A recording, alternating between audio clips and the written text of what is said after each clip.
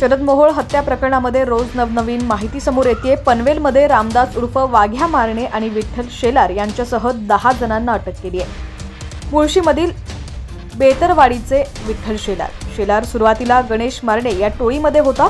विठ्ठल शेलारनं पिंट्या मारणेला संपवत आपली गँग प्रस्थापित केली। याआधी मोहोळ आणि शेलार गँगमध्ये वाद झाल्याचं पाहायला मिळालं होतं। या वादातूनच हत्या झाल्याची माहिती समजते। विठ्ठल शेलार याच्यावर 2014 साली मोक्का अंतर्गत कारवाई करण्यात आली होती। जेलमधून तो जामिनावर बाहेर आला होता। त्यानंतर 2017 साली भाजप आमदार गिरीश बापट यांच्या उपस्थितीमध्ये त्यानं भाजपमध्ये प्रवेश केला होता। दरम्यान गिरीश बापट यांनी त्यानंतर माफी सुद्धा मागितली होती, कारण एका कुख्यात गुंडाला पक्षामध्ये घेतल्यानं मोठ्या प्रमाणात टीका झाली होती।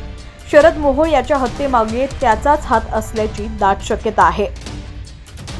शरद मोहोळ हत्या प्रकरणात पुणे पोलिसांनी मुळशीमधील विठ्ठल शेलार याला ताब्यात घेतलेला आहे। विठ्ठल शेलार याची ही टोळी आहे। शेलार यांचं भाजप कनेक्शन हे सध्या समोर येत आहे। 2017 साली भाजप आमदार गिरीश बापट यांच्या उपस्थितीमध्ये विठ्ठल शेलार यांनी भाजपमध्ये प्रवेश केला होता। दरम्यान गिरीश बापट यांनी त्यानंतर माफी सुद्धा मागितली होती, कारण एका कुख्यात गुंडाला पक्षामध्ये घेतल्यानं मोठ्या प्रमाणात टीका झाली होती।